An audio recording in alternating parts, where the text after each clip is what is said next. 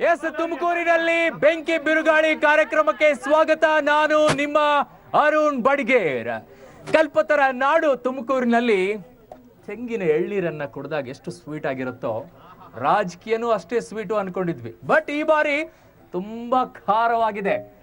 ಮಾಜಿ ಪ್ರಧಾನಿ ದೇವೇಗೌಡರು ತುಮಕೂರಿನಲ್ಲಿ ಅಖಾಡಕ್ಕಿಳಿದಿದ್ದಾರೆ. ಇನ್ನೊಂದು ಕಡೆ ಕಾಂಗ್ರೆಸ್ನಲ್ಲಿ ಕೇಂದ್ರದಲ್ಲಿ 44 ಸೀಟ್ಗಳೇನಿತ್ತು ಅದರಲ್ಲಿ ಹಾಲಿ ಸಂಸದರ ಕ್ಷೇತ್ರ ತಪ್ಪು ಹೋಗಿದ್ದು ತುಮಕೂರು ಮಾತ್ರ. ಯಾಕೆ ಕಾಂಗ್ರೆಸ್ ಜೆಡಿಎಸ್ಗೆ ಬಿಟ್ಕೊಡ್ತು? ಇದು ದೇವೇಗೌಡರಿಗೆ ಪ್ಲಸ್ ಪಾಯಿಂಟ್ ಆಗುತ್ತಾ ಅಥವಾ ಬಿಜೆಪಿಗೆ ಪ್ಲಸ್ ಪಾಯಿಂಟ್ ಆಗುತ್ತಾ? ಎಲ್ಲದರ ಬಗ್ಗೆಯೂ ಕೂಡ ಚರ್ಚೆ ಮಾಡೋಣ ತುಮಕೂರಿನಲ್ಲಿ ಈ ಬೆಂಕಿ ಬಿರುಗಾಳಿಯಲ್ಲಿ. ಓಕೆ, ನನ್ನ ಜೊತೆಗೆ ಅತಿಥಿಗಳಿದ್ದಾರೆ. ಮೊದಲನೇದಾಗಿ ತುಮಕೂರಿನ ಕಲ್ಪತರು ನಾಡಿ ಜನತೆಗೆ ಕಾರ್ಯಕ್ರಮಕ್ಕೆ ಸ್ವಾಗತ. ನಿಮ್ಗೆ ಆತ್ಮೀಯವಾದಂತಹ ಸ್ವಾಗತ. ಎಸ್, ಅತಿಥಿಗಳು ಕೂಡ ನನ್ನ ಜೊತೆಗಿದ್ದಾರೆ. ಮೊದಲನೇದಾಗಿ ನಮ್ಮ ಜೊತೆಗೆ ಬಿಜೆಪಿಯಿಂದ ಇದ್ದಾರೆ ಶಿವಪ್ರಸಾದ್ ಅವರು, ರಾಜ್ಯ ರೈತ ಮೋರ್ಚಾ ಪ್ರಧಾನ ಕಾರ್ಯದರ್ಶಿ. ನಮಸ್ಕಾರ ಸರ್, ಕಾರ್ಯಕ್ರಮಕ್ಕೆ ಸ್ವಾಗತ.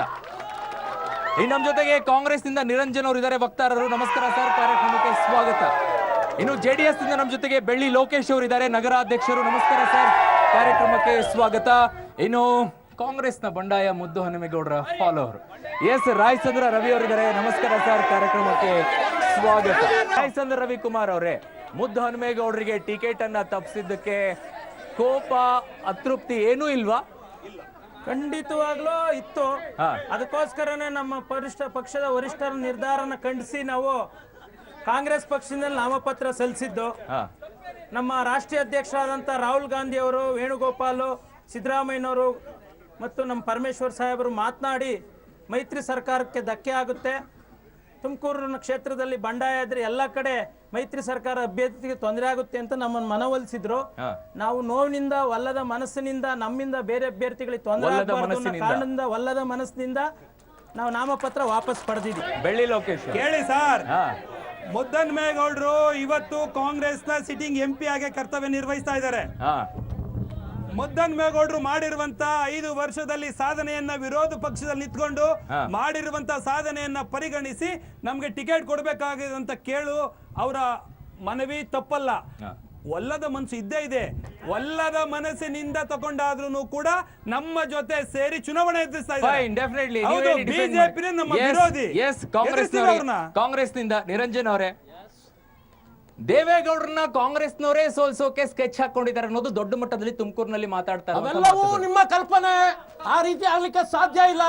ಎರಡೂ ಪಕ್ಷಗಳು ಶಿವಪ್ರಸಾದ್ ಅವರೇ ಒಳ್ಳೆಯ ಜೋಡೆತ್ತಿನಂತ ಕೆಲಸ ಮಾಡ್ತಾ ಇದ್ದೀವಿ. ಜೋಡೆತ್ತುಗಳು ನಾವ್ಯಾರು ಶಿವಪ್ರಸಾದ್ ಅವರೇ ಕೇಳ್ಬೇಕು ನೀವು. ಸೊ ಇಲ್ಲಿ ಯಾವುದೇ ರೀತಿಯ ಷಡ್ಯಂತ್ರ, ವೈರತ್ವ ಯಾವುದೂ ಇಲ್ಲ. ಪಾರ್ಟಿ ಹೇಳಲೇ ಇಲ್ಲ. Larger interest of the nation, larger interest of both the parties, larger interest of the people. We are fighting against BJP. ಚಾಮುಂಡೇಶ್ವರಿಯಲ್ಲಿ ಸೋತಿರುವಂತ ಸಿದ್ದರಾಮಯ್ಯನವರು ತಮ್ಮ ಬದಲಾವನ್ನ, ತಮ್ಮ ಸೇಡನ್ನ ದೇವೇಗೌಡರನ್ನ ತುಮಕೂರಿನಲ್ಲಿ ಸೋಲಿಸಿಯೇ ತೋರಿಸ್ತಾರೆ.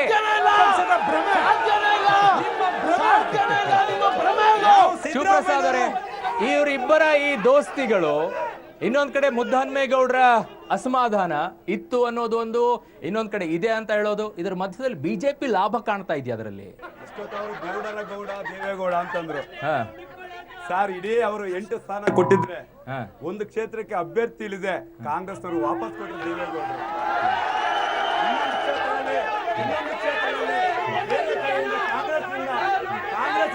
ಕ್ಯಾಂಡಿಡೇಟ್ ಆಗಿದ್ರು ಗೌಡ್ರು. ಬಟ್ ಶಿವಪ್ರಸಾದ್ ಅವರೇ ಬಸವರಾಜ್ ಅವರು ಮಾತೆತ್ತಿದ್ರೆ ಬರೀ ಮೋದಿ ಅಂತ ಹೇಳ್ಕೊಳ್ತಾರೆ. ಅದನ್ನ ಬಿಟ್ರೆ ಇನ್ನೇನು ಮಾತಾಡಲ್ಲ.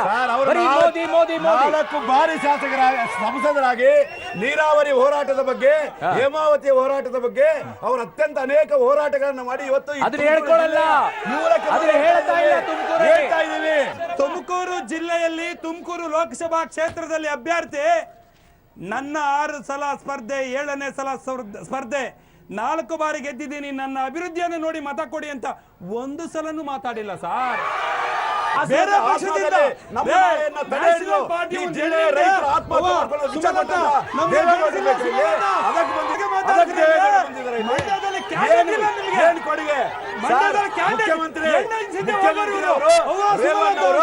ಆ ಕ್ಷೇತ್ರಕ್ಕೆ ನೀವು ಟಿವಿಯಲ್ಲಿ ನೋಡ್ತಾ ಇದ್ವಿ 3,000 ಕೋಟಿ 4,000 ಕೋಟಿ ನೀವು ಎಲೆಕ್ಟ್ ಆಗಿರೋದು 3 ಸತಿ ಕಾಂಗ್ರೆಸ್ ಟಿಕೆಟ್ ಇಂದ. ನೀವು ಎಲೆಕ್ಟ್ ಆಗಿರೋದು 3 ಸತಿ ಕಾಂಗ್ರೆಸ್ ಟಿಕೆಟ್ ಇಂದ. ನಿಮ್ಗೆ ನಿಯತ್ತಿದ್ರೆ, ನಿಮ್ಗೆ ನಿಜವಾದ ನಿಯತ್ತಿದ್ರೆ, ನಿಮ್ಗೆ ನಿಜವಾದಂತಹ ಕ್ರಿಯಾಶೀಲತೆ ಇದ್ರೆ, ನಿಮ್ಗೆ ನಿಜವಾಗ್ಲೂ ಕೂಡ ನೀವು ಬಿಜೆಪಿ ಸೇರ್ತಾ ಇರ್ಲಿಲ್ಲ. ಬಿಜೆಪಿ ಸೇರ್ತಾ ಇರ್ಲಿಲ್ಲ. ಟಿಕೆಟ್ ತಪ್ಪಿಸಿದ ಕಾರಣ ಹೇಳಿ. ಹೌದು, ನೀವು ಮಲ್ಲಿಕಾರ್ಜುನರಿಗೆ ಟಿಕೆಟ್ ತಪ್ಪಿಸಿದ್ರು. ಮಲ್ಲಿಕಾರ್ಜುನರಿಗೆ ಟಿಕೆಟ್ ತಪ್ಪಿಸಿದ್ರು. ರಾಷ್ಟ್ರೀಯ ಪಕ್ಷ ಕಂಡೋರ್ ಮನೆಯಲ್ಲಿ ಟಿಕೆಟ್ ಕೊಡ್ಲಿಲ್ಲ ಏನಕ್ಕೆ, ಅದಾರೋ ಗಂಡಸೋದವರ ಟಿಕೆಟ್ ಕೊಡ್ಲಿಲ್ಲ ಏನಕ್ಕೆ ಅಂತ ಪ್ರಶ್ನೆ ಮಾಡ್ತಾರೆ. ನಾನು ಕೇಳೋದು, ನಿಮ್ ಪಾರ್ಟಿಯ ಕ್ಯಾಂಡಿಡೇಟ್ ಯೋಚನೆ ಮಾಡ್ರಿ. ನಿಮ್ ಪಾರ್ಟಿಲಿ 557ರಲ್ಲಿ ಒಬ್ರು ನನ್ ಸಾಧನೆ ನೋಡು ಅನ್ನೋ ಮುಖ ಇಲ್ವಲ್ರಿ. ಮೋದಿ ಮೋದಿ ಏನ್ರಿ ಜಗತ್ತಿನ ಸಾಧನೆ. ತುಮಕೂರಲ್ಲಿ ನಾನು ಕೂಡ 2 ಸುತ್ತಿನ ನಾನು ಸುತ್ತಾಡ್ಕೊಂಡು ಬಂದಿದ್ದೇನೆ. ಓಕೆ, ಜನ ಹೇಳ್ತಾ ಇರೋದು ದೇವೇಗೌಡರಿಗೆ ಗಂಗೆಯ ಶಾಪ ಇದೆ ಅಂತ. ಹೇಮಾವತಿ ನೀರ ತುಮಕೂರು ಜಿಲ್ಲೆಗೆ ಬರ್ಬೇಕಾದ್ರೆ YK ರಾಮಯ್ಯನ ಹೋರಾಟ ಕುಣಿಗಲ್ಗೆ, ದೇವೇಗೌಡರ ಹೋರಾಟ ತುಮಕೂರು ಜಿಲ್ಲೆಗೆ. ನೀರು ಕೊಟ್ಟಂತ ಯೋಗ್ಯತೆ ದೇವೇಗೌಡರಿದೆ. ನೀರಿನ ವಿಚಾರದಲ್ಲಿ ಕಾಂಗ್ರೆಸ್ನ ಹಾಲಿ ಸಂಸದರು ಮುದ್ದನ್ಮೇಗೌಡರು ಇದ್ದಾಗ್ಲೇನೆ JDS ನವರು ಪ್ರೊಟೆಸ್ಟ್ ಮಾಡ್ತಾ ಇದ್ರು. JDS ನವರು ಯಾಕೆ ಪ್ರೊಟೆಸ್ಟ್ ಮಾಡಿದ್ರು ಅಂದ್ರೆ, ಅವರು ಹಾಸನ ಜಿಲ್ಲೆಯ ತಮ್ಮ ಪಾಲಿನ ನೀರನ್ನು ತಗೊಳ್ಳೋಕ್ಕೋಸ್ಕರ ಮಾತ್ರ ಮಾಡಿದ್ರು. ನಮ್ಮ ಜಿಲ್ಲೆಗೆ ಬಿಡುಗಡೆ ಅಂತ ಯಾವತ್ತೂ ಹೇಳಿಲ್ಲ. ತುಮಕೂರಿನ ನೀರು ಬರಬೇಕು ಅಂದ್ರೆ ಶಾಶ್ವತ ಪರಿಹಾರ, ಮುಖ್ಯ ನಾಲೆ ಆಧುನೀಕರಣ ಆಗ್ಬೇಕು. ಅದಕ್ಕೆ ಕಡಿವಾಣ ಹಾಕ್ದವ್ರು ಯಾರು? ಕಳೆದ 5 ವರ್ಷದಲ್ಲಿ 72 ಕಿಲೋಮೀಟರ್. ಶಿವಪ್ರಸಾದ್ ಅವರೇ, ನಾನು ಈಗ ಕೇಳ್ತಾ ಇದ್ದೆ, ನಿಮಗೆ ಆರಂಭದಲ್ಲೂ ಕೇಳದೆ, ಮೋದಿ ಹೆಸರು ಬಿಟ್ರೆ ನಿಮ್ಮ ಹತ್ರನೇ ಇಲ್ಲ. ಈಗ ಮತ್ತೆ ಹೇಳ್ತಾ ಇರೋದು ನೀವು ಮೋದಿನೇ ಕೊಟ್ರು ಅಂತ ಹೇಳಿ. ಬಸವರಾಜ್ ಅವ್ರ ಕೊಡುಗೆ ಏನು ತುಮಕೂರಿಗೆ? ಲೋಕಸಭಾ ಚುನಾವಣೆ ನಡೆಯೋದು ರಾಷ್ಟ್ರೀಯ ವಿಚಾರವನ್ನು ಇಟ್ಕೊಂಡು. ಬಸವರಾಜ್ ಅವ್ರ ಕೊಡುಗೆ ಏನು ಇಲ್ವಾ? ಸಾವಿರಾರು ಕೋಟಿ ರೂಪಾಯಿಗಳನ್ನು ತಂದಿದ್ದಾರೆ. ಸಾವಿರಾರು ಕೋಟಿ ರೂಪಾಯಿಗಳನ್ನ ಈ ಕ್ಷೇತ್ರಕ್ಕೆ ತಂದ. ತುಮಕೂರಿಗೆ ಬಸವರಾಜ್ ಅವರ ಕೊಡುಗೆ ಏನು? ನಿರಂಜನ್ ಅವರೇ, ಬಸವರಾಜ್ ಅವರು 3 ಬಾರಿ ಕಾಂಗ್ರೆಸ್ ಇಂದ MP ಆಗಿದ್ರು. ಅವಾಗ ನಮ್ಮ ಕಾಂಗ್ರೆಸ್ ಸರ್ಕಾರ ಇತ್ತು. ಎಲ್ಲವೂ ಕೂಡ ಕಾಂಗ್ರೆಸ್ಸಿನ ದಯೆ, ಎಲ್ಲವೂ ಕೂಡ ಕಾಂಗ್ರೆಸ್ಸಿನ ದಯೆ. ಮೋದಿ ದಯೆ ಇತ್ತು ಅಂದ್ರೆ ಕಾಂಗ್ರೆಸ್ಸಿನ ದಯೆ ಇಲ್ವಾ? ಕಾಂಗ್ರೆಸ್ಸಿನ ದಯೆ ಇಲ್ವಾ? 3 ಬಾರಿ ಕಾಂಗ್ರೆಸ್ ಅಭ್ಯರ್ಥಿ GS ಬಸವರಾಜ್ಗೆ ವೋಟ್ ಕೇಳಕ್ ಹೋಗಿದ್ದಾರೆ ಇವರು. ಯಾವ ಅಭಿವೃದ್ಧಿ ಬಗ್ಗೆ ವೋಟ್ ಕೇಳಿದ್ರು ಸಮಯ? ಯಾವ ಅಭಿವೃದ್ಧಿ ಬಗ್ಗೆ ವೋಟ್ ಕೇಳಿದ್ರು? ಗೌರವವಾಗಿ ಯೋಧರನ್ನ ನಾವು ಗೌರವಿಸುವಂತವ್ರು. ಯೋಧರು ಸತ್ರೆ ಇಷ್ಟು ಜನ 44 ಜನ ಸತ್ತ ಮೇಲೆ ಸರ್ಜಿಕಲ್ ಸ್ಟ್ರೈಕ್ ಮಾಡಿದ್ವಿ. ಇದು ಗದಪ್ರಹಾರ ಆಗಿದೆ. ಅವ್ರು ಸತ್ತ ಮೇಲೆ ಇದನ್ನ ಸರ್ಜಿಕಲ್ ಸ್ಟ್ರೈಕ್ ಮಾಡಿದ್ಮೇಲೆ 25 ಜನ ಗೆಲ್ತೀವಿ ಅಂತ ಯೋಧರು ಎಣದ ಮೇಲೆ ರಾಜಕಾರಣ ಮಾಡ್ತಾರೆ. ಯೋಧರು ಎಣದ ಮೇಲೆ ರಾಜಕಾರಣ. ಬಸವರಾಜ್ ಅವರ ಅಭಿವೃದ್ಧಿ ಏನು ತುಮಕೂರಲ್ಲಿ ಅಂತ ಕೇಳ್ತಾ ಇದ್ದೀನಿ. ಶೂನ್ಯ. ಚುನಾವಣೆಯಲ್ಲಿ 15ನೇ ತಾರೀಕು ನಡೆಯುವ ಚುನಾವಣೆಯಲ್ಲಿ ಇವರು ಶೂನ್ಯನೋ, ದೇವೇಗೌಡ ಶೂನ್ಯನೋ, ಬಸವರಾಜ್ ಶೂನ್ಯನೋ? 23ನೇ ತಾರೀಕು ಮೇ ಚುನಾವಣೆ ಫಲಿತಾಂಶ ಬರುತ್ತಲ್ಲ, ಅವರು ಶೂನ್ಯ ಅಂತ ತೋರಿಸ್ತಾರೆ. ನಾನು ಇಡೀ ತುಮಕೂರಿನಲ್ಲಿ ಓಡಾಡಿದಾಗ ನಿಮ್ಮ ಕಾಂಗ್ರೆಸ್ನ ಕಾರ್ಯಕರ್ತರು ಬಹಳಷ್ಟು ಜನ ಹೇಳಿದ್ದು, ಕಾಂಗ್ರೆಸ್ನ ವೋಟರ್ಸ್ಗಳು ಬಹಳಷ್ಟು ಹೇಳಿದ್ದು, ನಮ್ಮವ್ರನ್ನ ತೆಗೆದಾಕಿದ್ಮೇಲೆ ನಾನು ಯಾಕೆ ಸಪೋರ್ಟ್ ಮಾಡ್ಲಿ ಅನ್ನೋ ಮಾತನ್ನ ಕಾಂಗ್ರೆಸ್ನವ್ರು ಹೇಳ್ತಾ ಇದ್ದಾರೆ. ನಾನಲ್ಲ, ಬಿಜೆಪಿ ಅವರಲ್ಲ. ಇನ್ನು 14-15 ದಿವಸ ಸಮಯ ಇದೆ. 2 ಪಕ್ಷದ ನಾಯಕರು ಕುಂತು ಚರ್ಚೆ ಮಾಡಿ ನಮ್ಮ ನಾಯಕರನ್ನ ಪ್ರಚಾರಕ್ಕೆ ತಂದಿದ್ದೆ ಆದ್ರೆ ಖಂಡಿತ ಮೈತ್ರಿ ಅಭ್ಯರ್ಥಿ ಗೆಲ್ತಾರೆ. ಇನ್ನು ಸಮನ್ವಯ ಆಗಬೇಕು. ಅವರು ವೈಯಕ್ತಿಕವಾಗಿ ನಾವು ಭಾನುವಾರದಿಂದ ನಾನು ಅಧಿಕೃತವಾಗಿ ಬರ್ತೀನಿ ಅಂತ ಹೇಳಿದರೆ ಬರ್ತಾರೆ. ಓಕೆ, ನನ್ನ ಜೊತೆಗೆ ಬಿಜೆಪಿಯಿಂದ ಜ್ಯೋತಿ ಗಣೇಶ್ ಅವರು ಹಾಲಿ ಶಾಸಕರು ಜಾಯ್ನ್ ಆಗಿದ್ದಾರೆ. ನಮಸ್ಕಾರ ಸರ್, ಕಾರ್ಯಕ್ರಮಕ್ಕೆ ಸ್ವಾಗತ. ನಾನು ಆಗ್ಲೂ ಕೂಡ ಕೇಳ್ತಾ ಇದ್ದೆ ಪ್ರಶ್ನೆಯನ್ನ, ಬಸವರಾಜ್ ಅವರು ಏನ್ ಅಭಿವೃದ್ಧಿ ಮಾಡಿದಾರೆ ಅಂತ ಹೇಳಿ ವೋಟ್ ಹಾಕಬೇಕು ತುಮಕೂರಿನ ಜನ. ತುಮಕೂರಿಗೆ ಬಿಜೆಪಿ ಅಭ್ಯರ್ಥಿಯಾದಂಥ ಸನ್ಮಾನ್ಯ GS ಬಸವರಾಜ್ ಅವರ ಕೊಡುಗೆ 84ನೇ ಇಸ್ವಿಂದನೂ ಕೂಡ ಅವರು 4 ಬಾರಿ ಇಲ್ಲಿ ಲೋಕಸಭಾ ಸದಸ್ಯರಾಗಿದ್ದಾರೆ ಅಂತ ಹೇಳ್ತಾ ಇದ್ದಾರೆ. ಅವ್ರು ಹೇಳ್ಕೋಬಹುದು, ನಮಗೂ ಮಾತಾಡಕ್ ಅವಕಾಶ ಕೊಡಿ. ತುಮಕೂರಿನ ನೀರಾವರಿ ವಿಚಾರ ಇರ್ಬೋದು, ಪ್ರತಿಯೊಂದು ತರ ಕಾವಲುಗಾರನಾಗಿ ತುಮಕೂರು ಜಿಲ್ಲೆಯ ಹಿತರಕ್ಷಣೆಗೆ ಅವತ್ತಿಂದನೂ ಕೂಡ ಕಟಿಬದ್ಧರಾಗಿ ನಿಂತಿದ್ದಾರೆ GS ಬಸವರಾಜ್ ಅವರು. ತುಮಕೂರಿಗೆ HAL ಏನೋ ಒಂದು ತಪ್ಪೋಗೋ ಪರಿಸ್ಥಿತಿನಲ್ಲಿ ಇವನಾದ್ರೂ ನಿಂತಾವನು ಕೂಡ ಅದ್ರ ಹಿಂದೆ ಬಿದ್ದು ಮಾಡಿಸ್ಕೊಟ್ಟಿದ್ದಾರೆ GS ಬಸವರಾಜ್ ಅವರ ಇದು ಒತ್ತಡನೇ ಕಾರಣ. ಎಲ್ಲ ಅಭಿವೃದ್ಧಿಗಳಿಗೆ ಕಾರಣನೇ GS ಬಸವರಾಜ್ ಅವರು 84ರಿಂದ. ಅವರು ಮತ್ತು ಕಾಂಗ್ರೆಸ್ MP ಆಗಿದ್ರು. ಕಾಂಗ್ರೆಸ್ಸಿನ ದಯೆ, ಕಾಂಗ್ರೆಸ್ ಸರ್ಕಾರದ ಒಂದು ಪೋಷಣೆಯಿಂದ ತುಮಕೂರು ಅಭಿವೃದ್ಧಿ ಆಗಿದೆ ಬಿಟ್ರೆ ಬಸವರಾಜ್ ಅವ್ರದ್ದು ವೈಯಕ್ತಿಕವಾಗಿ ಇಲ್ಲ. ಇಡೀ ಜಿಲ್ಲೆಯಲ್ಲಿ ಮಲ್ಲಿಕಾರ್ಜುನಯ್ಯನವರಂತ ಒಬ್ರು MP ಇದ್ರು, ಜನಸಾಮಾನ್ಯರಿಗೆ ಕಾರ್ಯಕರ್ತರಿಗೆ ಕೈ ಸಿಗೋರು. ಅವ್ರ ನಂತರ ಮುದ್ದನ್ಮೇಗೌಡರು ಒಬ್ರೇ ಕೈ ಸಿಗೋಂತರು, ಹಳ್ಳಿ ಹಳ್ಳಿಗೆ ಹೋಗೋಂತರು, MP ತೋರಿಸ್ಕೊಟ್ಟಂತವ್ರು ಇದ್ದರು. ಬಸವರಾಜ್ ಅವರು ಹೇಳ್ಕೊಳ್ತಾ ಇರೋದು ನನ್ನ ಕೊನೆಯ ಚುನಾವಣೆ ಅಲ್ವಾ, ಕೊನೆಯ ಚುನಾವಣೆ ಅಂತ ಹೇಳ್ತಾ ಇದ್ದಾರೆ. ಮುಂದೆ ಯಾವುದೇ ಕೆಲಸವನ್ನ ಮಾಡ್ಲಿಲ್ಲ ಅಂದ್ರೆ ಬಸವರಾಜ್ ಅವ್ರನ್ನ ಕೇಳಕ್ಕೆಲ್ಲಾಗತ್ತೆ ಸರ್? ನೋಡಿ, ಅವರು ಅಧಿಕಾರ ಇರ್ಲಿ ಇಲ್ದೇ ಇರ್ಲಿ ಕೆಲಸ ಮಾಡ್ಕೊಂಡ್ ಬಂದಿದ್ದಾರೆ. ಅವರು ಕಮಿಟೆಡ್, ಅದನ್ನ ಯಾರು ಅಲ್ಲೆಗಳಿಯಕ್ಕಾಗಲ್ಲ. ಅವರು ಅಧಿಕಾರ ಇರ್ಲಿ ಇಲ್ದೇ ಇರ್ಲಿ ಜಿಲ್ಲೆಯ ಬಸವರಾಜ್ ಅವರು ಮಾಡಿದ್ದಾರೆ ಅನ್ನೋದಾದ್ರೆ ಕಳೆದ ಬಾರಿಯ ಚುನಾವಣೆಯಲ್ಲಿ ಯಾಕೆ ಸೋತ್ರು? ಲಾಸ್ಟ್ ಟೈಮು ಕೃಷ್ಣಾಪುರವನ್ನ ಬಲಿ ಕೊಟ್ಟಂತ JDS ಪಕ್ಷದಿಂದ ನಾವು ಸೋಲ್ಬೇಕಾಯ್ತು. ಜಾತ್ಯತೀತ ನಾವು ಜ್ಯೋತಿ ಗಣೇಶ್ ಅವರೇ, ಕುಣಿಯಕ್ ಬರ್ಲಿಲ್ಲ ಅಂದ್ರೆ ನೆಲ ಡೊಂಕು ಅಂತ ಯಾಕೆ ಹೇಳ್ತೀರಾ? ನೋಡಿ, ವಾಸ್ತವ ಪರಿಸ್ಥಿತಿ ಅರ್ಥ ಮಾಡ್ಕೋಬೇಕು. ಯಾವ್ದು ವಾಸ್ತವ? ನೀವು ಸೋತಿದ್ರಂದ ತಕ್ಷಣ ಅವ್ರ ಮೇಲೆ ಯಾಕೆ ಹೊರೆ ಹಾಕ್ತೀರಾ? 2009ರಲ್ಲಿ ನಾವು ಗೆದ್ದಿದ್ದಕ್ಕಿಂತ ಓಟ್ ಜಾಸ್ತಿ ತಗೊಂಡಿದ್ದೀವಿ, ಅನಾರೋಗ್ಯ ಪಾಪ ಸತ್ರು ಓಟ್ ಜಾಸ್ತಿ ತಗೊಂಡಿದ್ದೀವಿ. ಆದ್ರೆ ಏನ್ ಮಾಡ್ತೀರಾ? ಕೃಷ್ಣಪ್ಪನವರಿಗೆ JDS ನವ್ರು ಕರ್ಕೊಂಡ್ಬಂದು ಮೋಸ ಮಾಡಿ ರಾಜಕೀಯ ತುಮಕೂರು ಜಿಲ್ಲೆಗೆ ಹೇಮಾವತಿ ವಿಚಾರವಾಗಿ 60ರ ದಶಕದಿಂದ ಈ ಒಂದು ಹೇಮಾವತಿ ಅಪ್ರೂವ್ ಆಗಕ್ಕೆ ಶುರುವಾಗಿದ್ದು 68ರಿಂದ. ಅವತ್ತಿನ ದಿನನೂ ಕೂಡ ಇದಕ್ಕೆ ವಿರೋಧ ಮಾಡ್ಕೊಂಡ್ ಬರ್ತಿರೋದು ಯಾರು ಅಂತ ಇಡೀ ದೇಶಕ್ಕೆ ಗೊತ್ತು.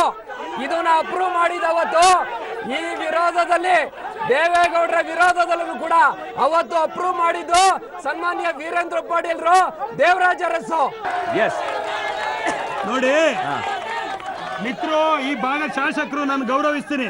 ಆದ್ರೆ ಕೃಷ್ಣಪ್ಪನವರ ಸಾವಿನ ಮೇಲೆ ನೀವು ರಾಜಕಾರಣ ಯಾಕೆ ಮಾಡ್ತೀರಿ ಸರ್? ಯಾಕೆ ಮಾಡ್ತೀರಿ? ನಿಮ್ಮ ತಾಕತ್ತಿಂದ ಬಿಜೆಪಿಯ ಏನ್ ಅಭಿವೃದ್ಧಿ ಇದೆ ಅದ್ರ ಮೇಲೆ ಮಾಡಿ ಸರ್, ಅಭಿವೃದ್ಧಿ ಮೇಲೆ ಮಾಡಿ. ಒಂದು ಯಡಿಯೂರಪ್ಪನವ್ರು ಹೇಳ್ತಾರೆ ಯೋಧರು ಸತ್ತದ ಮೇಲೆ ರಾಜಕಾರಣ. ತುಮಕೂರಲ್ಲಿ ಗೆಲ್ದೇ ಇರೋದಕ್ಕೆ ಕೃಷ್ಣಪ್ಪನವ್ರ ರಾಜಕಾರಣ. ಅವರು ಅನಾರೋಗ್ಯದಿಂದ ಸತ್ರ ನೀವು ಗೆಲ್ದೇ ಇರೋದಕ್ಕೆ ಯಾಕೆ ಕೃಷ್ಣಪ್ಪನವ್ರು ತಂದು ಎಳಿತೀರಿ? ಬೆಳ್ಳಿ ಲೋಕೇಶ್ ಅವರೇ, ತುಮಕೂರಿಗೆ ದೇವೇಗೌಡರು ಬರಾಕೇನೆ ಇಲ್ಲಿ ಜಾತಿಯನ್ನ ನೋಡ್ಕೊಂಡು ಬಂದ್ರು. ಒಕ್ಕಲಿಗ ಓಟ್ಗಳು ಜಾಸ್ತಿ ಇದೆ ಅಂತಾನೆ ಬಂದ್ರು. ನಿಮ್ಮ ಭ್ರಮೆ. ಇದು ಜಾತ್ಯತೀತ ಜಿಲ್ಲೆ. ಪ್ರತಿ ಒಂದು ಸಮುದಾಯವನ್ನು ಯಾಕೆ ಹೋಗಿ ನಿಲ್ಲಿಲ್ಲ? ಅದು ಪ್ರಜಾಪ್ರಭುತ್ವ, ವೈಯಕ್ತಿಕ ಸ್ವಾತಂತ್ರ್ಯ. ಆಯ್ಕೆ ಮಾಜಿ ಪ್ರಧಾನಿ ಓಟ್ಗಳಿಗೋಸ್ಕರ, ದಲಿತ ದಲಿತರಿದ್ದಾರೆ, ಎಲ್ಲ ಸಮುದಾಯದ ಬಗ್ಗೆನೂ ಗೌರವ ಇದೆ ಅವ್ರಿಗೆ, ಅದಕ್ಕೆ ಮೀಸಲಾತಿ ಕೊಟ್ಟಿದ್ದು. ಜ್ಯೋತಿ ಗಣೇಶ್ ಅವರೇ, ಸಿದ್ಧಗಂಗಾ ಶ್ರೀಗಳಿಗೆ ಭಾರತ ರತ್ನವನ್ನ ಕೊಡಿಸುವಂತ ಯೋಗ್ಯತೆ 16 ಬಿಜೆಪಿ ಸಂಸದರಿಗೆ ಇರಲಿಲ್ಲ. ಯಾಕೆ ಓಟ್ ಹಾಕ್ಬೇಕು ಬಸವರಾಜ್ ಅವರಿಗೆ? ಯಾಕೆ ಓಟ್ ಹಾಕ್ಬೇಕು ಬಸವರಾಜ್ ಅವರಿಗೆ? 10 ವರ್ಷ ಇತ್ತು, ಅವ್ರು ಯಾಕೆ ಕೊಡ್ಲಿಲ್ಲ ಅದನ್ನ ಹೇಳಲ್ಲ. ಅವರು ಪೂರ್ತಿ ಪದ್ಮಭೂಷಣ ಕೊಡ್ಸಿದ್ ಯಾರು? 16 ಬಿಜೆಪಿಯ ಸಂಸದರಿದ್ದರೂ ಕೂಡ ಸಿದ್ಧಗಂಗಾ ಶ್ರೀಗಳಿಗೆ ಭಾರತ ರತ್ನವನ್ನ ಕೊಡಿಸೋ ಯೋಗ್ಯತೆ ಇಲ್ಲ. ನೋಡಿ, ಸಾಕಷ್ಟು ಇಂದಿರಾ ಗಾಂಧಿ ಅವರು ಹಿಂದಗಡೆ ಕಾಂಗ್ರೆಸ್ ಸರ್ಕಾರದಲ್ಲಿ ಭಾರತ ರತ್ನ ವಿಚಾರದಲ್ಲಿ ದಯವಿಟ್ಟು ರಾಜಕೀಯ ಮಾಡಬೇಡಿ. UPA ಸರ್ಕಾರ 10 ವರ್ಷ ಆಯ್ತು, ಅವತ್ತೇ ಕೊಡಕ್ಕಾಗ್ಲಿಲ್ಲ. ಪದ್ಮಭೂಷಣ ಕೊಟ್ಟಿದ್ದು ಯಾರು? ಸ್ವಾಮೀಜಿ ಅವರಿಗೆ. ಇದೇ ನಮ್ಮ ಮೋದಿಯವ್ರ ಸರ್ಕಾರ ಕೊಟ್ಟಿದ್ದು. ದಯವಿಟ್ಟು ಈ ಒಂದು ಭಾರತ ರತ್ನ ವಿಚಾರದಲ್ಲಿ, ಸ್ವಾಮೀಜಿಯವರ ವಿಚಾರದಲ್ಲಿ ರಾಜಕೀಯ ಸಲ್ಲ ಅಂತ ನಾನು ಈ ಸಂದರ್ಭ ಹೇಳಕ್ಕೆ ಇಷ್ಟಪಡ್ತೀನಿ. ಎಸ್, JDS ನಿಂದ ಬೆಳ್ಳಿ ಲೋಕೇಶ್ ಅವರೇ, ದೇವೇಗೌಡರು ಹೇಳ್ಕೊಳ್ತಾರೆ ನನ್ನದು ಇದು ಕೊನೆಯ ಚುನಾವಣೆ, ತುಮಕೂರಿನಿಂದ ಸ್ಪರ್ಧೆ ಮಾಡ್ತಾ ಇದ್ದೀನಿ ಅಂತ. 86 ವರ್ಷ. ಕೊನೆಯ ಚುನಾವಣೆ ಅಲ್ವಾ ಸರ್? ಅಭಿವೃದ್ಧಿ ಮಾಡಿ. ಒಂದ್ ನಿಮಿಷ ಕೇಳಿಸ್ಕೊಳ್ಳಿ ಸರ್ ಪ್ರಶ್ನೆಯನ್ನ. ಕೊನೆಯ ಚುನಾವಣೆ ನಂದು ಅಂತ ದೇವೇಗೌಡರು ಹೇಳ್ಕೊಳ್ತಾರೆ. ಒಂದು ವೇಳೆ ಗೆದ್ದ ಆದ್ಮೇಲೆ ಯಾವುದೇ ಅಭಿವೃದ್ಧಿ ಮಾಡದೇ ಇದ್ರೆ ಯಾರನ್ನ ಕೇಳಬೇಕು? ಕಾಂಗ್ರೆಸ್ ಅನ್ನ ಕೇಳಬೇಕಾ? ಕಾಂಗ್ರೆಸ್ ಹೊಣೆ ಆಗ್ತಾರಾ? ಅಭಿವೃದ್ಧಿ ಮಾಡಕ್ಕೆ ಬಂದಿರೋದು ಕೊನೆ ಚುನಾವಣೆ. ಆಗದೆ ಇದ್ದಾಗ ಯಾರನ್ನ ಕೇಳಬೇಕು? ಮತ್ತೆ ಕೇಳಕ್ಕಾಗತ್ತಾ ದೇವೇಗೌಡರನ್ನ? ಅಭಿವೃದ್ಧಿ ಕಾಂಗ್ರೆಸ್ ಹೊಣೆಗಾರ, ಕಾಂಗ್ರೆಸ್ ಹೊಣೆ ಆಗುತ್ತಾ? ಯಾವುದೇ ರೀತಿಯಲ್ಲಿ ನಮ್ಮ ಕಡೆಯಿಂದ ಮೈತ್ರಿ ಕಡೆಯಿಂದ ಲೋಪ ಆದ್ರೆ ನಾವಿಬ್ರು ಅದನ್ನ ಜವಾಬ್ದಾರಿ ಅಲ್ವಾ? ತಗೊಳ್ತೀವಿ. Okay. ಆದ್ರೆ ಅದಾಗ್ಲಿಕ್ಕೆ ಸಾಧ್ಯ ಇಲ್ಲ. Right. ಅದಾಗ್ಲಿಕ್ಕೆ ಸಾಧ್ಯ ಇಲ್ಲ. ಆಗ್ಲಿ ಅಭಿವೃದ್ಧಿ. ಅರುಣ್ ಬೆಳಗ್ಗೆ Hello, excuse me, sir. Excuse me, sir. I am not expecting these words You from get out from my debate. You get out from my debate. ಇಳಿದು ಹೋಗಿ ಸರ್, ಇಳಿದು ಹೋಗಿ ಸರ್, ನೀವು ಇಳಿದು ಹೋಗಿ ಸರ್.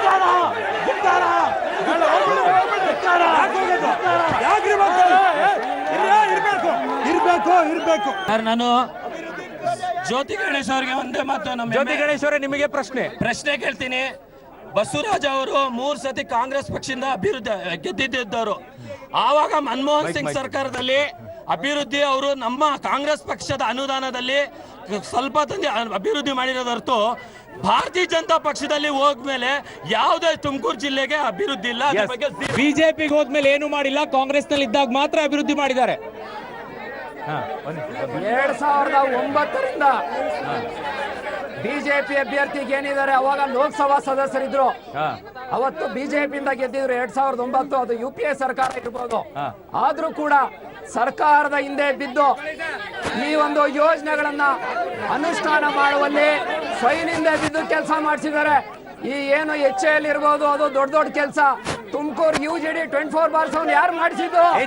3 ವರ್ಷ ಮುದ್ದನ್ಮೇಗೌಡರು ತಂದಿದ್ದು ಅಂತ ಅವ್ರು ಹೇಳ್ತಾರೆ. ಸರ್, ದಯವಿಟ್ಟು ಇದು ಎಲ್ಲೋ ಬೇರೆ ಕಡೆ ಹೋಗೋದಿಕ್ಕೆ ರೆಡಿ ಆಗಿತ್ತು. ಒತ್ತಡ ಏರಿ ತುಮಕೂರಿಗೆ ಇರೋದಿಕ್ಕೆ ವ್ಯವಸ್ಥೆ ಆಯ್ತು. ಇವತ್ತೇನು HMT ಇವತ್ತೇನು ಇಸ್ರೋಗೆ ಹೋಗಿದೆ, ನರೇಂದ್ರ ಮೋದಿ ಅವ್ರ ಕೊಡುಗೆ ಇದು. ದಯವಿಟ್ಟು ತಿಳ್ಕೊಳ್ಳಿ, ನರೇಂದ್ರ ಮೋದಿ ಅವರ ಕೊಡುಗೆ. ಮೋದಿ ಅಂತ ಹೇಳ್ತಾ ಇದಾರೆ. ಮೋದಿ ಒಬ್ಬರೇ ಈಗ 545 ಜನ MP ಅವರೇ ನಿಂತ್ಕೊಳ್ಳಿ ಬಿಡಿ. ಇವರೆಲ್ಲ ಯಾಕೆ ನಿಂತಿದ್ದಾರೆ? ಏನಕ್ಕೆ ನಿಂತಿದ್ದಾರೆ ಇವರೆಲ್ಲ? ಅವರೇ ನಿಂತ್ಕೊಳ್ಳಿ ಅಂತ. ಅವರೇ ನಿಂತ್ಕೊಳ್ಳಿ. 545 ಸರ್ ಹೇಳಿ. ಬಸವರಾಜ್ ಅವರು 4 ಬಾರಿ ಸಂಸದರಾದ್ರು, 2 ಬಾರಿ ವಿಧಾನಸಭೆಗೆ ಪ್ರವೇಶ ಮಾಡಿದ್ರು. ಆದ್ರೆ ಅವ್ರ ಕೊಡುಗೆ ತುಂಬಾ 0. ಅವರೇ ಆತ್ಮವಿಮೋಚನೆ ಮಾಡ್ಕೊಳ್ಳಿ. MP ಆದಾಗ ಎಷ್ಟಕ್ಕೆ ನೀರು ತುಂಬಾವೆ, ಎಷ್ಟಕ್ಕೆ ನೀರು ತುಂಬಾವೆ. MP ಆದಾಗ ಪ್ರಧಾನಮಂತ್ರಿ ಆದಂತ ಮೋದಿ ಅವರು ಮೊದಲ ಬಾರಿಗೆ ತುಮಕೂರಿಗೆ ಭೇಟಿ ಕೊಡ್ತಾರೆ ಫುಡ್ ಪಾರ್ಕ್ ಓಪನ್ ಮಾಡಕ್ಕೆ. ಆಗಿನ ಕ್ಷಣದಲ್ಲಿ ಏನ್ ಹೇಳಿದ್ರು, 75% ಲೋಕಲ್ ನಿರುದ್ಯೋಗಸ್ಥರಿಗೆ ಉದ್ಯೋಗ ಕೊಡ್ತೀವಿ ಅಂತ ಹೇಳಿದ್ರು. ಎಷ್ಟು ಜನಕ್ಕೆ ಉದ್ಯೋಗ ಕೊಟ್ಟವ್ರೆ ಕೇಳ್ರಿ.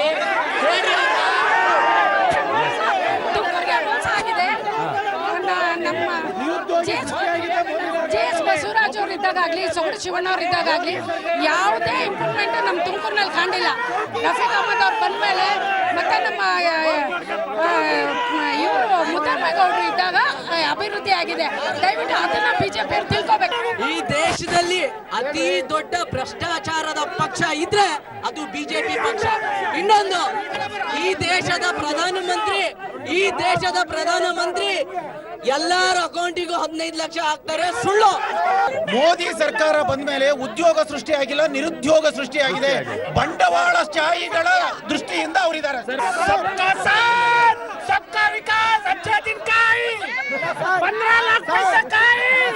ರೈತ ಮಹಿಳೆ ಒಬ್ಳು ಕುಮಾರಸ್ವಾಮಿ ಅವ್ರ ಹತ್ರ ಹೋದ್ರೆ ನೀನ್ ಎಲ್ಲಿ ಮಲಗಿದ್ದೆ ಅಂತ ಕೇಳಿದಂತ ಕುಮಾರಸ್ವಾಮಿ ಅವರು ಯಾವ ನೈತಿಕತೆ ಇದೆ? ಇದೇ ಕುಮಾರಸ್ವಾಮಿ ಅವರು ಚಿಕ್ಕನಹಳ್ಳಿಲಿ ಪ್ರೆಸ್ ಮೀಟ್ ಮಾಡಿರೋ, ಒಂದು ಮೀಡಿಯಾ ಮುಂದೆ ಮಾತಾಡಿರೋ. ಏನಂದ್ರು, ನಮ್ಮ ತುಮಕೂರಿಗೆ ದೇವೇಗೌಡರು ನೀರು ಕೊಡಲಿಲ್ಲ ಅಂತ ಹೇಳ್ತಾರೆ.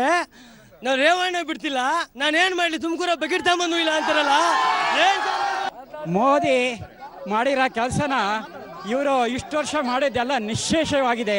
ಇನ್ನು ಮುಂದೆ ಮೋದಿ ಬಂದರೆ ನಮಗೆ ನಿಜವಾಗಿಯೂ ಸತ್ಯವಾಗಿ, ಧರ್ಮವಾಗಿ, ನೀತಿಯಾಗಿ ನಡೆಯುತ್ತೆ. ಇವತ್ತು ದೇಶದಲ್ಲಿ ಸುಭಿಕ್ಷೆ ಬೇಕು ಅಂದರೆ ಮೋದಿ ಬೇಕೇ ಬೇಕು. GS ಡೆಲ್ಲಿ ಕಡೆ, ದೇವೇಗೌಡರು ಮನೆ ಕಡೆ, ನರೇಂದ್ರ ಮೋದಿ ದೇಶದ ಕಡೆ. ನಾ ಮಾನ್ಯ ದೇವೇಗೌಡರು ಹಿಂಸೆ ಹೇಳ್ತೀನಿ. ಇದು ನಮ್ಮ YK ರಾಮಯ್ಯರು ಬರ್ದಿರೋಂಥ ಬುಕ್ ಹೇಮಾವತಿಲಿ. ಇಲ್ಲಿ ಹೇಳ್ತಾರೆ, ತುಮಕೂರಲ್ಲಿ ಹೇಮಾವತಿಲಿ ಸುರಂಗ ಮಾಡ್ಬೇಕಾದ್ರೆ ಬೇಕು ಅಂತಾನೆ ನಿಧಾನವಾಗಿ ಮಾಡಿ ತುಮಕೂರು ಜನಕ್ಕೆ ದ್ರೋಹ ಮಾಡಿದ್ದಾರೆ. ನೋಡಿ, ಅಂಡರ್ಲೈನ್ ಮಾಡಿದ್ದೀನಿ. ಇಂಥ ದೇವೇಗೌಡರಿಗೆ ನಮ್ಮ ಹೆಂಗ್ ಮಾಡ್ಕೊಳ್ಳೋದು 4 ಸಾರಿ GS Basavaraju, YK Ramaiah, GS Basavaraj Tumakuru Hemavathi ನೀರು ಬರ್ತಾನೆ ಇಲ್ಲ. ಈ ಬಾರಿ GS ಬಸವರಾಜ್ ಗೆಲ್ಲೇಬೇಕು. ವಿದ್ಯಾರ್ಥಿಗಳಿಂದ ಒಂದು ಪ್ರಶ್ನೆ 4 ಜನಕ್ಕೂ ಕೇಳ್ತಾ ಇದೀವಿ. ಇಡೀ ತುಮಕೂರು ಇವತ್ತು ಶೈಕ್ಷಣಿಕ ನಗರ ಆಗಿದೆ. ದಯಮಾಡಿ ಒಂದು ವಿಷಯ ಹೇಳಿ, 4 ಪಕ್ಷಗಳು 3 ಪಕ್ಷಗಳು ತುಮಕೂರಿನ ವಿದ್ಯಾರ್ಥಿಗಳಿಗೆ ಮುಂದಿನ ಯೋಜನೆಗಳೇನು? ನಿಮಗೆ ಬೆಂಗಳೂರಿನಲ್ಲಿರೋ IT ಪಾರ್ಕ್ಗಳನ್ನ ವೈಟ್ ಫೀಲ್ಡ್ ಮತ್ತೆ ಆಂಧ್ರಕ್ಕೆ, ತಮಿಳುನಾಡಿಗೆ ಕೊಟ್ಟಿರೋದನ್ನ ತುಮಕೂರಿಗೆ ತಗೊಂಬರೋದಕ್ಕಾಗುತ್ತಾ? ತುಮಕೂರಿಗೆ ತಗೊಂಬರಕ್ಕೆ ಯೋಜನೆ ಇದೆಯಾ? ಕೊನೆಯದಾಗಿ ಏನ್ ಹೇಳಕ್ ಬಯಸ್ತೀರಾ? ದೇಶದ ಅಭಿವೃದ್ಧಿ ದೃಷ್ಟಿಯಿಂದ, ದೇಶದ ಒಂದು ಭದ್ರತೆಯ ದೃಷ್ಟಿಯಿಂದ ಮತ್ತು ಕರ್ನಾಟಕದ ಅಭಿವೃದ್ಧಿ ದೃಷ್ಟಿಯಿಂದ, ತುಮಕೂರಿನ ಅಭಿವೃದ್ಧಿ ದೃಷ್ಟಿಯಿಂದ ಇವತ್ತು ನರೇಂದ್ರ ಮೋದಿ ಅವರ ಅವಶ್ಯಕತೆ ದೇಶಕ್ಕಿದೆ. ಅಂದ್ರೆ ಜ್ಯೋತಿ ಗಣೇಶ್ ಅವರು ಇನ್ನೂ ಕೇಳ್ತಾ ಇರೋದು ಮೋದಿ ಮೇಲೆ ಓಟ್ ಹಾಕಿ ಅಂತ. ಸರ್, ಮೋದಿ ನಮ್ಮ ಲೀಡರ್, ಮೋದಿನ ಇಟ್ಕೊಂಡು ನಾವು ಹೋಗ್ತೀವಿ. ಲೋಕಲ್ GS ಬಸವರಾಜ ಸಾಧನೆ ಇಟ್ಕೊಂಡು ಹೋಗ್ತೀವಿ.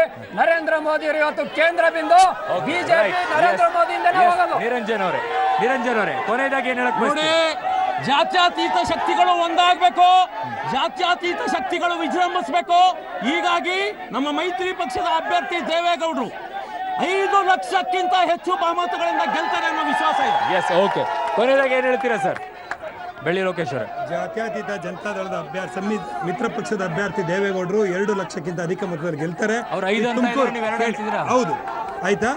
ಜೊತೆಗೆ ಹಿಂದೆಂದೂ ಕಂಡರಿಯದಂತ ತುಮಕೂರು ಜಿಲ್ಲೆ ಅಭಿವೃದ್ಧಿಗೊಳ್ಳುತ್ತೆ. ಇಲ್ಲಿ ಪಾವಗಡ ಇರ್ಬೋದು, ಶಿರಾ ಇರ್ಬೋದು, ತುಂಬಾ ನೀರಿನ ಕೊರತೆ ಇದೆ. ಅದಕ್ಕೆ ಮೇಲ್ದಂಡೆ ಯೋಜನೆಯಲ್ಲಿ ಶಾಶ್ವತ ನೀರಾವರಿ ಯೋಜನೆ ಮಾಡೋದು ಅವ್ರ ಪಣ ಇದೆ. ಇದು ಕೊನೆ ಎಲೆಕ್ಷನ್ ಅಂತಂದ್ರೂ ಪರವಾಗಿಲ್ಲ, ಈ ತುಮಕೂರು ಜಿಲ್ಲೆ ಅಭಿವೃದ್ಧಿ ಪಡದಲ್ಲಿ ಪಣ ತೊಟ್ಟವ್ರೆ, ಅಭಿವೃದ್ಧಿ ಮಾಡ್ತೀವಿ. ಎಸ್, ರಾಯಚಂದ್ರ ರವಿಕುಮಾರ್ ಅವರೇ ಕೊನೆಯದಾಗಿ. ಸನ್ಮಾನ್ಯ ಶ್ರೀ ಮೈತ್ರಿಕೂಟದ ಅಭ್ಯರ್ಥಿಗಳಂತೆ HD ದೇವೇಗೌಡರು, ನನ್ನ ನಂತರ ಉತ್ತರಾಧಿಕಾರಿ ಈ ಕ್ಷೇತ್ರಕ್ಕೆ ಮುದ್ದನ್ಮೇಗೌಡರು ನೇತೃತ್ವದಲ್ಲಿ ಚುನಾವಣೆ ನಡೆಸ್ತೀನಿ ಅಂತ ಹೇಳಿದ್ರೆ ಖಂಡಿತವಾಗ್ಲೂ ಕ್ಷೇತ್ರದಲ್ಲಿ ಮೈತ್ರಿ ಅಭ್ಯರ್ಥಿ ಗೆಲ್ತಾರೆ. Okay, thank you so much. ಇದು ತುಮಕೂರಿನಲ್ಲಿ ಬೆಂಕಿ ಬಿರುಗಾಳಿಯ ವಿಚಾರ. ನೇರ ಪ್ರಶ್ನೆಗಳಿಗೆ ನೇರ ಉತ್ತರಗಳ ಸ್ವಲ್ಪ ಕಾವು ಕೂಡ ಇತ್ತು, ಸ್ವಲ್ಪ ನೇರವಾಗಿ ಟೀಕೆಗಳು ಇತ್ತು. ನನ್ನೂ ಟೀಕೆ ಇತ್ತು, ಅವ್ರದ್ದು ಟೀಕೆ ಇತ್ತು. ಬಟ್ ಜನ ಏನ್ ಮಾಡ್ತಾರೆ, ವೋಟರ್ಸ್ಗಳು ಯಾರನ್ನ ಆಯ್ಕೆ ಮಾಡ್ಕೊಳ್ತಾರೆ ಅನ್ನೋದನ್ನ ಕಾದ್ ನೋಡ್ಬೇಕಾಗಿದೆ. ಮಾಜಿ ಪ್ರಧಾನಿ ದೇವೇಗೌಡರು ತುಮಕೂರಿನಿಂದ ಗೆದ್ದು ರಾಜಕೀಯ ನಿವೃತ್ತಿಯನ್ನ ಹೊತ್ತಾರ, ಅಥವಾ GS ಬಸವರಾಜ್ ಅವರು ಮಾಜಿ ಪ್ರಧಾನಿ ದೇವೇಗೌಡರನ್ನ ಸೋಲಿಸಿ ತಾವು ಗದ್ದುಗೆಯನ್ನು ಹಿಡ್ಕೊಳ್ತಾರ? ಏನಾಗುತ್ತೆ ತುಮಕೂರಲ್ಲಿ ಕಾದ್ ನೋಡೋಣ. ಅಲ್ಲಿವರೆಗೂ ಥ್ಯಾಂಕ್ ಯು ಸೋ ಮಚ್.